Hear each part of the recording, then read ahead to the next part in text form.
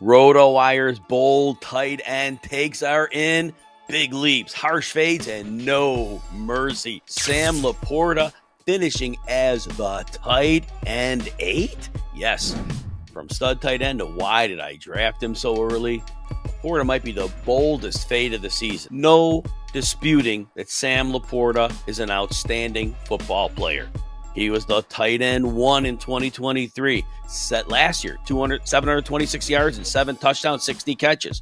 91st percentile in team air yards. Why the fade? The Lions' offensive identity.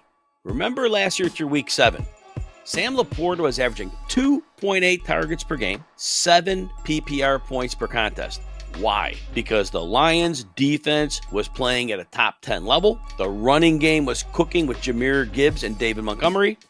And Jared Goff was throwing 25 or fewer times per game. LaPorta finished the season great. From that point on in week 7, he averaged 50 yards, 13.2 PPR points per game, and he was the player we all expected.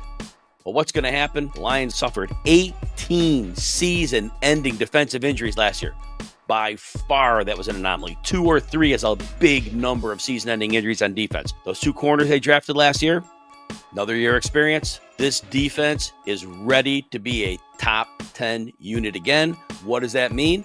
The same script you saw through week 7 last year when Sam LaPorta was getting 7 PPR points per game. Jared Goff is not going to throw the ball often. That is going to hurt Sam LaPorta. Again, not LaPorta's fault. Star player. Not going to be a star situation. He's going to be the tight end 8 being drafted at the tight end 4. Next, Jake Ferguson, Dallas Cowboys, finishing as the tight end 11. You're getting him about tight end 15 in drafts. He ghosted us in 2024, but if that's cooking, Fergie could feast again in 2025. Look, last year, of course, 494 yards, 0 touchdowns. It was terrible. But we saw backup quarterback play, Cooper Rush. We saw 3 games missed. It was a problem. But Dak Prescott played 7 games last year. And what did Ferguson do? 4 of those games, at least 11.9 PPR points, at least 70 yards in 3 of those games.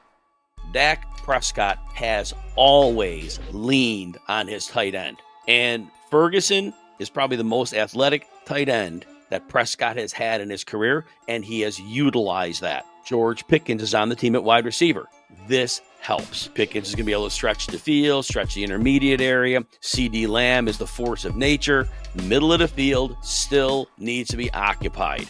Jake Ferguson is an excellent football player with a quarterback that's going to utilize him. Dak Prescott, healthy. It's going to be very, very fun to watch. Draft him with confidence. Next, Pat Freiermuth, Pittsburgh Steelers, finishes as the tight end 12. Freiermuth's getting a quarterback upgrade, a real shot to break out instead of disappointing. But is it really a breakout? Because the second half of last year was very solid. Now on the season, Freiermuth's second best year last year. 653 yards, 7 touchdowns. After the bye is when Freiermuth really came on. Coach Arthur Smith earlier in the season, he was getting Darnell Washington involved, Michael Pruitt. He finally fixed that after the bye. We saw at least 9.9 PPR points from Freiermuth from 7 of his last 9 games. His average in those 9 games, 12 PPR points. Outstanding tight end numbers. Now, injuries, not a big deal. In 2023, Freiermuth missed 5 games. Otherwise, he's only missed 2 games in his career, so that's not an issue. Arthur Smith has historically used his tight ends well, and he learned last year Freiermuth is his receiving tight end.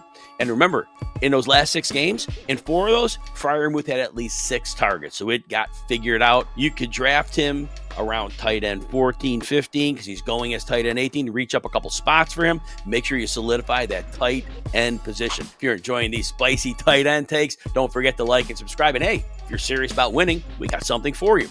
Head over to RotoWire.com, pick any subscription, and enter the code YouTube15 for 15% off. Gets you our mock draft simulator, our picks and props tool, exclusive rankings from the RotoWire team. Again, YouTube15 at checkout because bold takes are even better with data behind them. All right, Mason Taylor, New York Jets, finishes as the tight end 18 in a league where you need 2 quarterbacks. That's going to be really valuable. Don't know him yet? You will. Taylor could be this year's breakout nobody saw coming. except RotoWire. Mason Taylor drafted in the second round of the NFL draft. Premium pick, pure pass catching tight end. Yes, Garrett Wilson's the number 1 receiver, but do they really have a number 2 worth looking at? Josh Reynolds they're talking about? Seriously? Not concerned. Ellen Lazard? No thanks. Breece Hall's going to get some catches, of course, but it's Mason Taylor. Mason Taylor is going to be on the field regularly. Draft capital. They want to use him. He's a pass catcher. They're going to use him. Justin Fields. A lot of us are worried about him. Well, with the tight end, maybe you shouldn't be. 2023. Justin Fields had Cole Kmet. Kmet had a career year. 73 catches, 716 yards, 6 touchdowns, 90 targets.